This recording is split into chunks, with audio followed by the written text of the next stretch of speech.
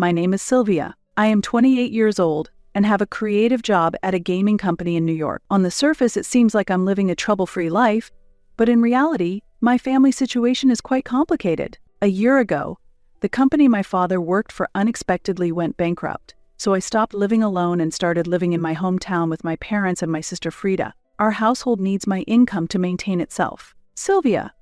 Frida said she wants pork steaks for dinner tomorrow night. My mother started the conversation. I sighed inwardly and replied, "Oh, and we are running out of money for food. We can't even afford to buy pork loin. Can you contribute a little more to the food budget?" I frowned and said, "We're already out of food money for this month. It's not even halfway through yet, though." That's when Frida joined the conversation. "Big sis, you're not contributing enough for food." "What are you talking about? I'm already contributing $3,000, so it should be more than enough." Frida snorted and said, "Big sis, prices have gone up, and $3,000 just isn't enough for a family of 4 anymore." I couldn't contain my anger and retorted, "Just $3,000. If you have a complaint, why don't you work and earn some food money yourself? It's hard to find a job, so I feel sorry for Frida," my mother said, taking my sister's side. I thought bitterly to myself, my sister uses job hunting as an excuse, but in reality she's unemployed and squandering her days away. Moreover, the living expenses I provide are being given to my sister as pocket money by my mother. Stop it already. If it's really that difficult to live, how about we sell this house and move to Mom's hometown? We might find work there, and life could be. No way. I don't want to go back to that hometown. My mother immediately opposed the idea. Our grandmother runs a successful Italian restaurant in Queens where we could work, and with free access to delicious pizza and pasta, our lives would certainly be easier. However, grandmother is very strict, and especially when it comes to making pizza, she becomes even stricter. My mother dislikes this and tries to avoid the physical labor of making pizza. My father always says this. Why do we seek grandmother's help so quickly when we are all trying to support this life together? That is what you call being spoiled. I wanted to scream inside. It's ridiculous to say that I, who earns the living expenses, am spoiled when I have a sister who does not want to work. I think Frida should look for a part-time job too. She is already 26. And there are many people who work part-time while job hunting, I suggested. But my mother quickly argued against it. No, Frida is helping around the house, so she doesn't have time for a part-time job. What? What are you talking about? I have never seen Frida do any housework, my father interjected. Frida carries the dishes to the sink after meals and does her own laundry. Sometimes she even massages my shoulders. I began to feel angry. The housework that my father describes Frida doing is something even an elementary school child could do. In contrast, I get up early every morning to prepare breakfast for the entire family and make my father's lunchbox. Additionally, I support our finances and take care of tax payments. Still, my parents have always favored Frida. She has been favored since we were children. I am considered pretty too, but Frida has a more refined face and is charming, which is why our parents have always treated her specially. Actually, one might think I should leave such a situation soon, but due to complex circumstances, it's not easy for me to move out, and I live with daily stress. Days passed, and I initially did not realize that my sister had left the house. I thought she was just going out as usual, but the next day, and the day after that, she was nowhere to be found. Realizing this, I began to have suspicions. Just then, as I was returning home and heading to my room, I heard an astonishing conversation from my parents in the living room. "I can't wait for the souvenirs from Hawaii. Frida is really lucky. Right now, she must be relaxing on the beautiful beaches of Hawaii and enjoying meals at delicious restaurants. I want to go to Hawaii too. Maybe we should go together next time." I couldn't help but interrupt. "Wait, what are you both talking about? Are you saying Frida is in Hawaii right now?" My parents responded with puzzled expressions. Yes, that's right. I couldn't keep up with this unexpected development. But how can she afford the trip? She doesn't have any money. I've even been holding back on going shopping or to the arcade. Actually, she won it in a sweepstakes. Frida has always been lucky with these things. She had won a trip through a sweepstakes. I had no idea that had happened. Surprised, I decided to accept that explanation for the time being. The next day, while I was at work, I got an unexpected call from a credit card company I don't usually use. They informed me that there had been high charges recorded over the past 3 days. I had no memory of making such transactions. Nervous, I asked about the amount, and the customer support said, $10,000 has been spent over 3 days. I immediately guessed who the culprit was. It had to be my sister, enjoying her vacation in Hawaii. Though she had won the hotel stay and flight tickets, she needed her own funds for souvenirs and other expenses. Determined to uncover the truth, I contacted my sister. "Frida, what are you doing? Explain yourself." "Oh, I'm surprised you called, sis. I thought you were expecting souvenirs." "Cut the jokes. You've been using my credit card without permission, haven't you? Did you notice?" "It was an oversight," she replied nonchalantly, and my anger surged. At the same time, I regretted not realizing sooner that someone had entered my room. "What are you thinking? Using someone else's credit card fraudulently is a crime. It might be a problem if it were someone else's, but it's different among family members. Sylvia, you really should study more. How could you spend $10,000 in 3 days? It's impossible to spend such a large amount of money in such a short time. On this free trip to Hawaii, excluding the airfare and accommodation, I had to pay for all tourist activities, shopping and dining. I added luxury restaurants, shopping for branded goods, and transportation. Before I knew it, the expenses had exceeded $10,000. Exceeding $10,000 is inexcusable. What were you thinking? Why are you so angry?" "I used the card because it was about to expire. That's why, sis. I'll leave the payment to you," she said cheerfully before hanging up. This incident was so sudden that I was left speechless. After that, she kept contacting me, but I decided not to respond at all. Eventually, she left a message on my answering machine. It seems I've gone and done it. I'm truly foolish." I couldn't help but laugh. In the evening, when I returned home, my parents hurried to greet me. "Welcome back. How can you act so nonchalantly? Frida is in a tough situation. Why did you stop the card? She's in trouble." "So what? My card was misused, so of course I stopped it," I replied. The moment I received a call from the card company and noticed transactions I did not recognize, I immediately stopped the card. As a result, my sister, who was unaware and tried to use the card, panicked and vented her anger at me. Since I consistently avoided responding, it seems she eventually sought help from our parents. "Your sister is in trouble abroad, and you're not going to do anything. Are you still saying that? Just because we're family, it doesn't mean it's okay to casually use someone's card to spend $10,000. I don't think you should be indifferent to that. How cold can you be? It's because of that attitude you never get to go on trips. She intended to buy souvenirs for us with the card. What's the problem with that? You're both unbelievable. How can you come to such a conclusion? You shouldn't be sleep-talking in daytime. Can't you two think normally? She is thinking of us and trying to have fun. Can't you be more thoughtful?" Thoughtful? Can you still say that after hearing this message? At that moment, I pulled out my smartphone and played the message left on the answering machine by my sister. "Make the card usable, you miser. Our parents' cards are already maxed out and can't be used for payments. Being so stingy about giving me pocket money for a trip, how useless can they be?" After hearing my sister's angry voice on the answering machine, my parents' anger quickly faded, and they hurried to their room to check the status of their cards. A few minutes later, I heard my parents screaming in panic. When I went to see them, their faces were red with intense anger. "I can't believe Frida used my card without permission. After all the nice things I've done for her, she even took the bank book and cards. I'm shocked by such betrayal." I coldly retorted, "Oh, wasn't that supposed to be a kind act by Frida to buy souvenirs? You said she was trying to have fun for us, right?" "Yes, that's right. But our money is still safe, right?" my parents muttered ambiguously. Seeing my parents' attitudes change once they knew their assets were safe, I could not hide my disappointment. Then why don't you increase the card limit and expedite the repayment so she can use it again? Why don't you let the kind Frida, who tried to buy souvenirs for you, have it? That's not possible, because we have no savings left. What will we do? Frida is in trouble without being able to eat or drink. After the commotion, my father suddenly pleaded with me. "Sylvia, we will start anew. We vow to keep supporting this family together. So please, help Frida." "What are you talking about?" "Everyone. Does that even include me?" Moved by my father's actions, my mother also knelt before me. While I was momentarily confused, I said mockingly, "It's a bit late for apologies now," and my mother simply pleaded with me earnestly. "I will also change my ways.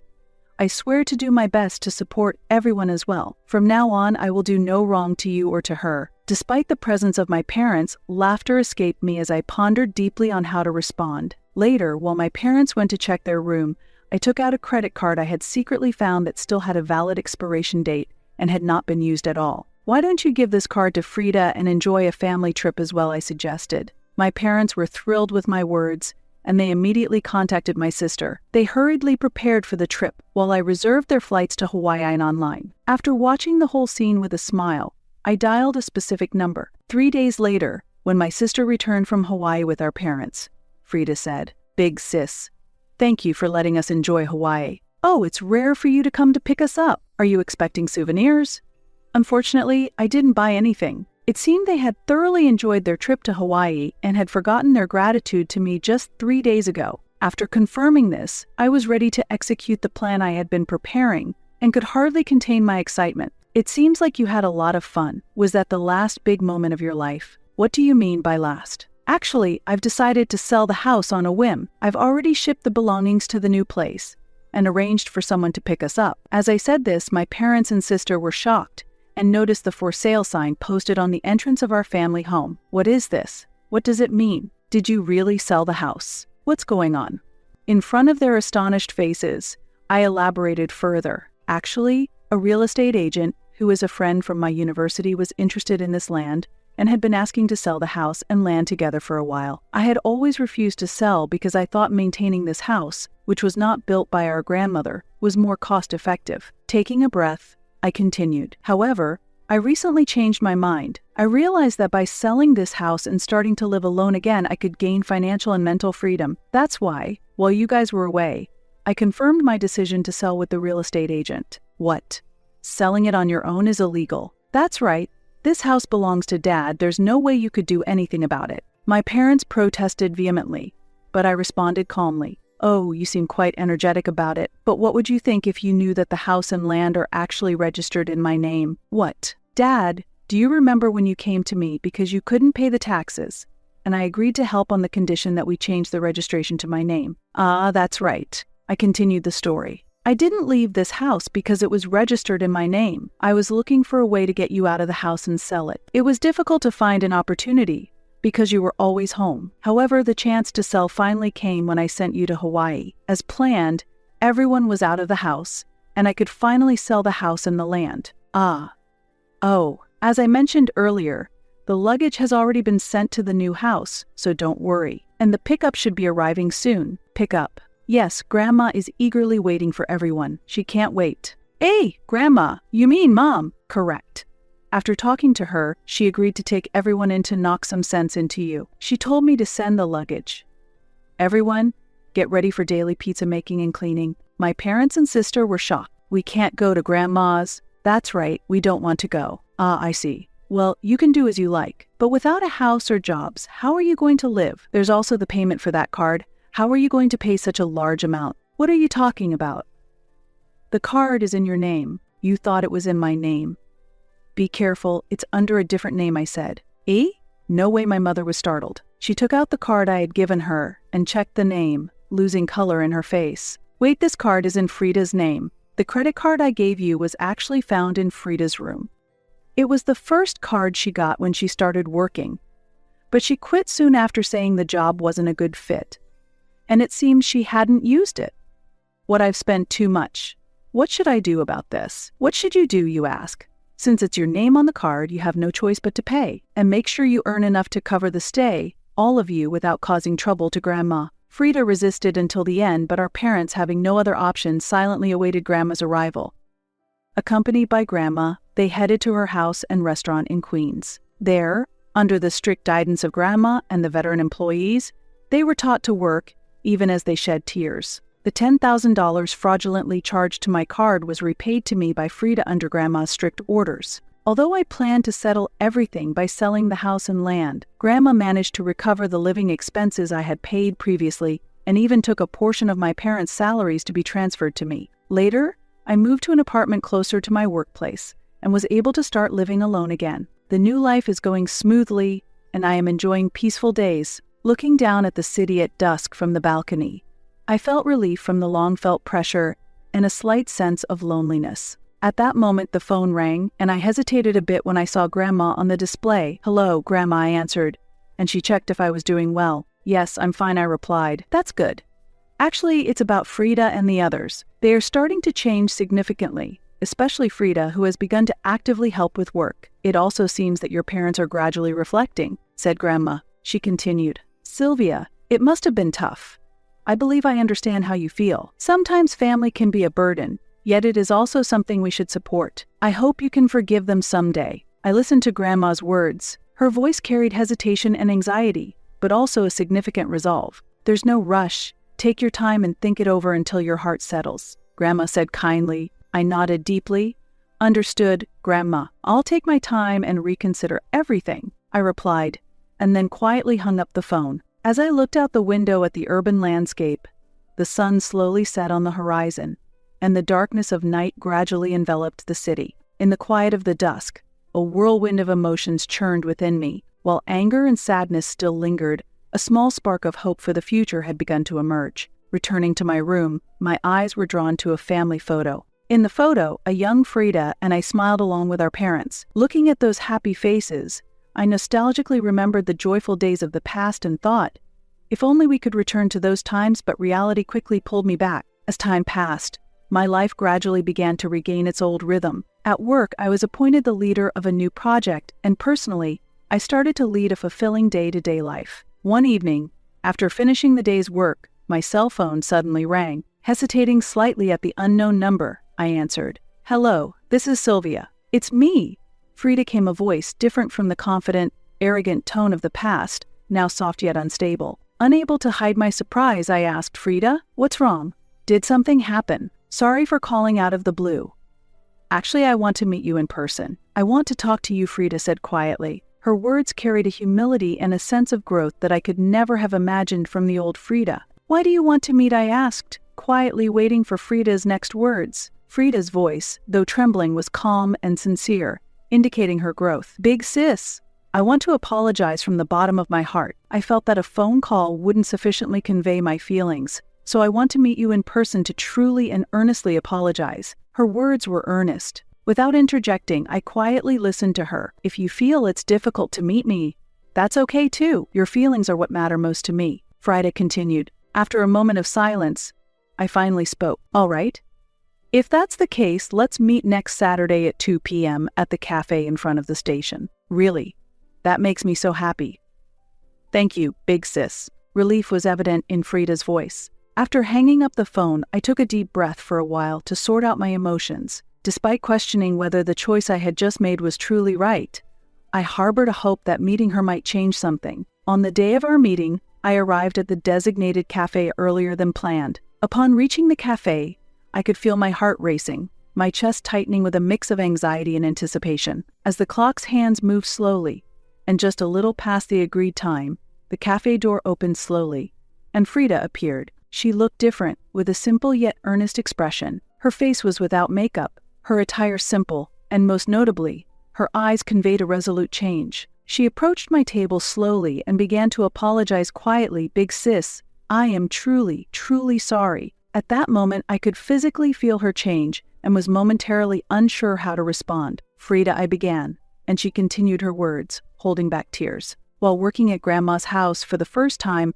I realized how much I had relied on you, how much I had taken you for granted. I finally understood how hard it has been for you, always suppressing your own desires to support us, the family. Frida, with tears streaming down her face, reflected on her past actions and repeatedly offered heartfelt apologies on the spot. Frida detailed how much she had relied on me in the past and the lessons she learned at our grandmother's house. Her story revealed many insights about her relationships with our parents and her self-awareness. I just sat quietly, listening to her words. Each word seemed to dissolve the long-held anger and sadness in my heart. As her story progressed, I could feel the heavy emotions inside me gradually lighten. Thank you, Frida. I've fully taken your feelings to heart, I said. Afterward, we talked about various topics for several hours. We had an open dialogue about recent events in our lives and the challenges we were facing. This time became a valuable step in rebuilding our relationship. As we parted, Frida handed me an envelope with gratitude. The envelope contained money she had earned by working hard at our grandmother's house. This is just the beginning, but I will do everything I can, Frida said. As I received the envelope, I felt her growth internally and my heart warmed. Months later, I visited my grandmother's house again and met my parents there once more. I was able to receive sincere apologies from them directly and could tell that they had grown, just like Frida. That night, we were able to share a meal together as a family for the first time in a long while, and I truly felt the warmth of family again. I might not be able to forgive everything immediately, but seeing my family's efforts to move forward step by step gave me hope for the future. Before heading home, my grandmother gave me some profound words. "Sylvia, you have certainly become strong, but as important as that strength is the kindness you continue to hold. Remember, that is the most important thing," she said. Hugged by my grandmother, I couldn't hold back my emotions and shed tears. I thought this might be the beginning of a new relationship with my family, and I felt the weight on my heart